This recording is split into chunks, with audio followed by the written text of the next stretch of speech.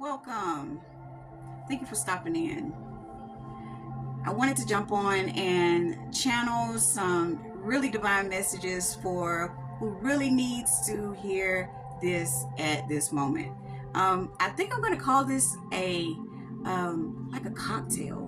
Like we just need to just have a little talk, and see what comes out. I am a true believer that everything happens for a reason and everything is orchestrated, and we will attract exactly what we need when we need it.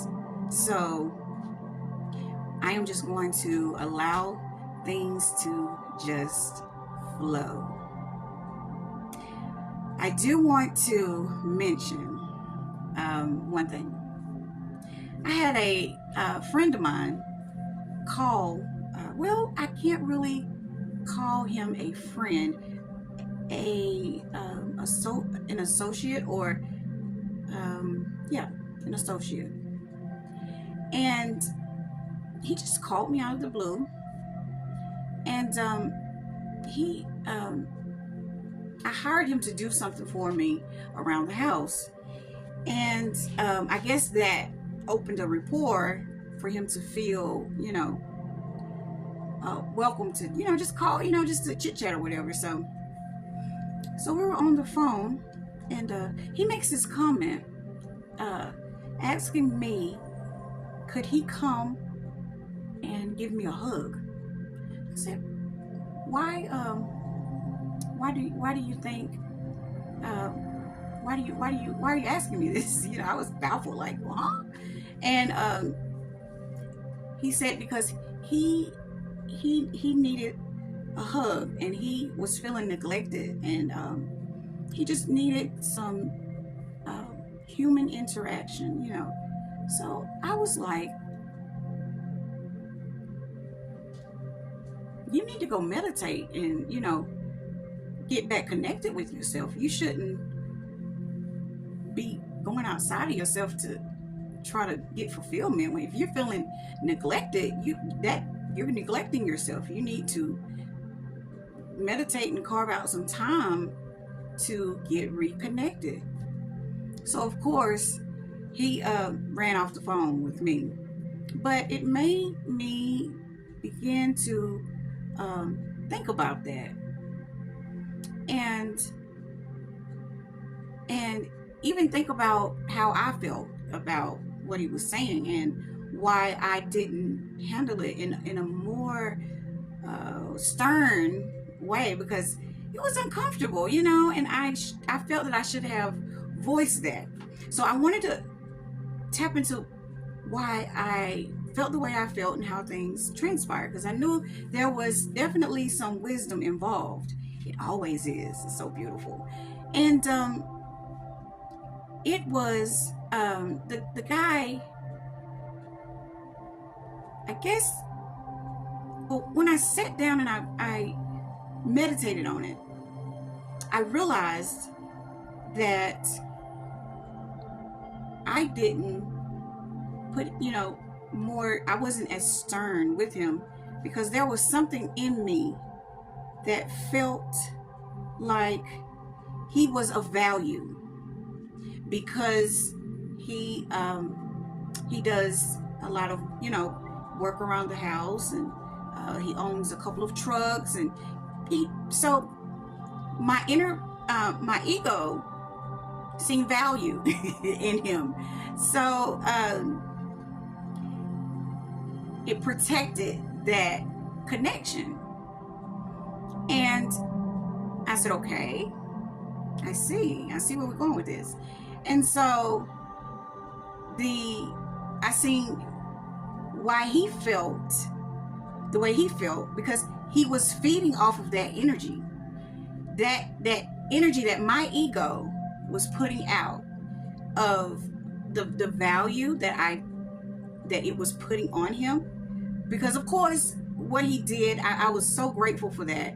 And I live in an area where there isn't any family, and I'm a loner wolf, And so I do a lot of things on my own, or I just attract complete strangers and get things done that way.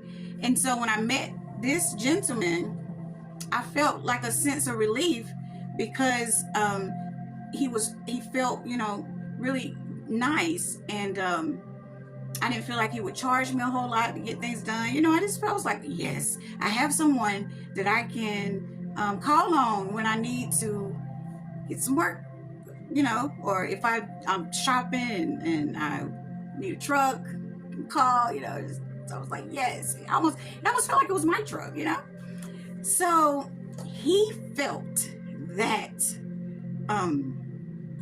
value or pedestal or whatever I was doing. He felt that. So he used that to his advantage, and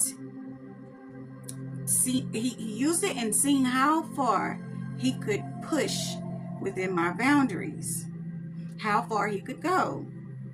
And so I was like, oh my goodness. So that's where that little dance comes from. And it made me see things from an even deeper level when it comes to the positive and negative polarity, and even from the empath and narcissistic perspective, because that's what that is. When an empath will go outside of itself to make sure that its needs are met. It feels safe, and it will, the energy, I'm talking about the energy, it will be nice and loving and kind to manipulate the interacting energy so that it can get what it wants. But while it's doing that, it is betraying and self-sacrificing. It's sacrificing and betraying its own morals and integrity. So the empath does not realize that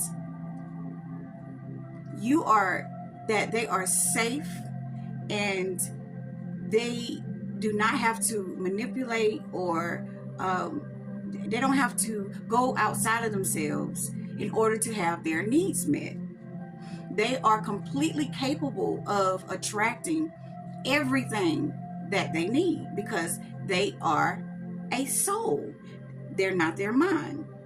Okay, so the empath in its wounded state, it does that. It does the nice thing and allows people to overstep their boundaries in order to make sure that they're good. And so the narcissistic energy, it finds ways to be needed because it wants to take and pull the energy from the empath. Well, the empath is pushing out their energy because out of wounding, they don't know who they are, and they are identifying with their mind in a wounded state. So they're pushing their energy out onto a person, and so that they can, they're oh, nice, and oh, you could just cross my boundaries, and oh, everything is so good. And so the narcissist pulls that energy, pulls, and they will continue to pull in order to get their needs met. They take in order to get their needs met. They take. And so this is where it gets tricky, because the empath will get so upset and look at the other energy like, oh, you are just an animal because you have sat here and drained me dry. How could you do this to me? You're so unhumane. How could you do this? And the narcissist is like, what are you talking about? What are you talking about? You're crazy. So then they flip it and say, something's wrong with you. And so, because the narcissist is like, all I'm doing is getting my needs met. I'm asking and you're giving and I'm taking. So I'm just taking and taking. And all you have to do is say no.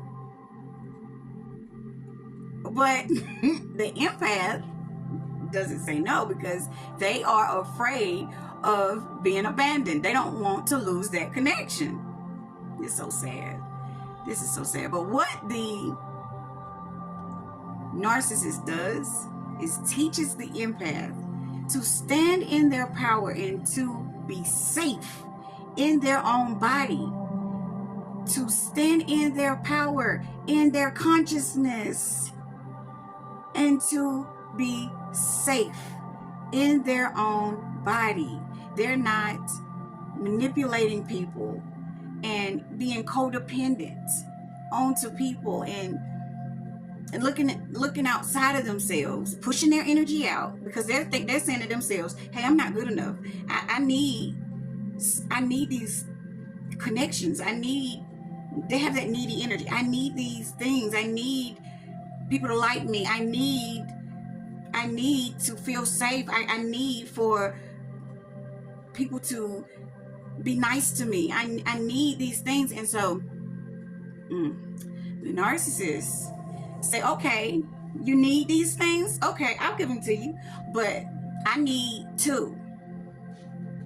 So it's beautiful. It is beautiful. It is beautiful. It is beautiful. It is beautiful because both parties are wounded. The narcissist is not in its power because it is empty, because it thinks it has to take and manipulate as well. Take from others. It doesn't, it's sad. Take from others because it doesn't feel, it feels empty on the inside. So it goes outside of itself. Both parties are doing the same thing, but in a different kind of way. So nobody, listen to me, nobody can point a finger at the other. I see so many videos. It is scary. I see so many videos. It's so many videos of people calling these people devils, evil, all these things. It's sad because these are people. These are individuals. These people have life force running through them. They just have not gained consciousness. They are not aware of their own connection. They are identifying themselves through their mind only. And in their mind, it is the computer for all of the trauma that they have gone throughout their entire lives. Both parties.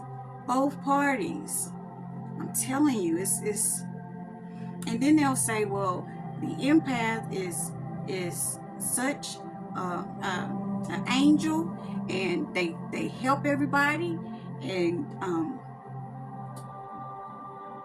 they chosen. That's what they say. They are chosen. They help everybody, and it's just bad what these people are doing. But let me tell you, when you're conscious as an empath, you will not, you would love yourself. You would love yourself. You would not betray and self-sacrifice yourself.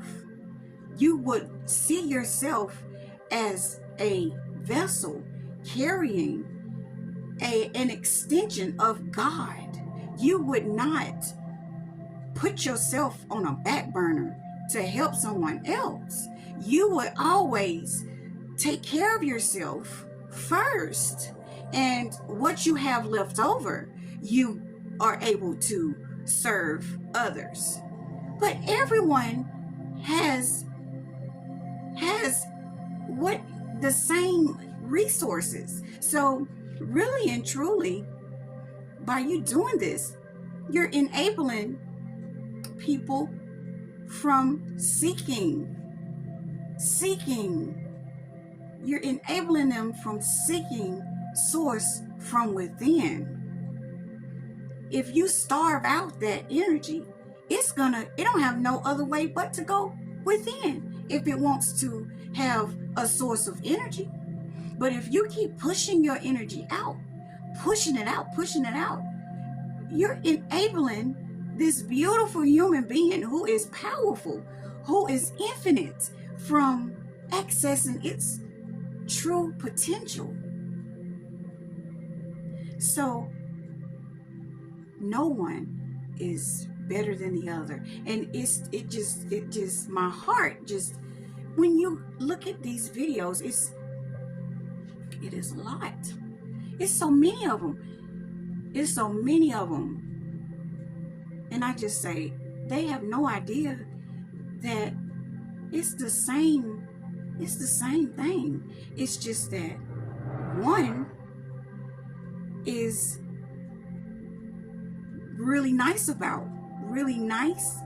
and helpful about getting their needs met, and the other one is mean and just, it's both parties are not conscious. Both parties are coming and from a place of the mind. They are identifying with their trauma. This is why they attract one another. So it's time to stop separating. That is another thing. It's another way to separate us.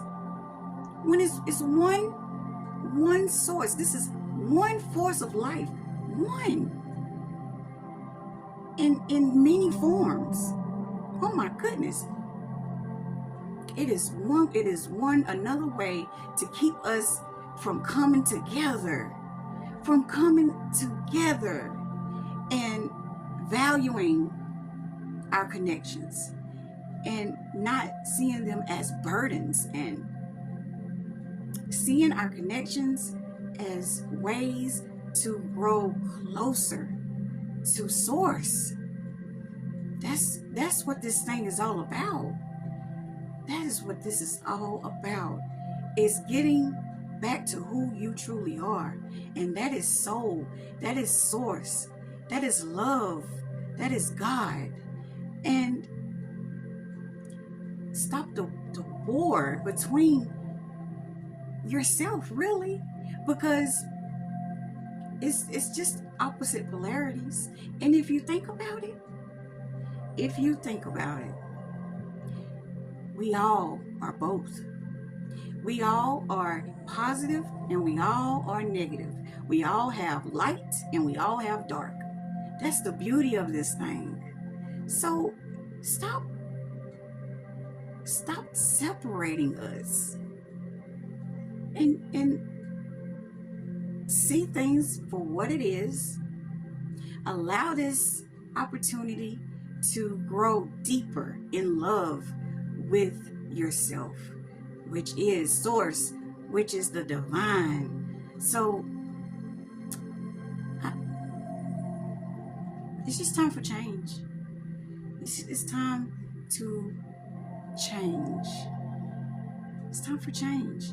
And be responsible for yourself, your energy. Be responsible for it.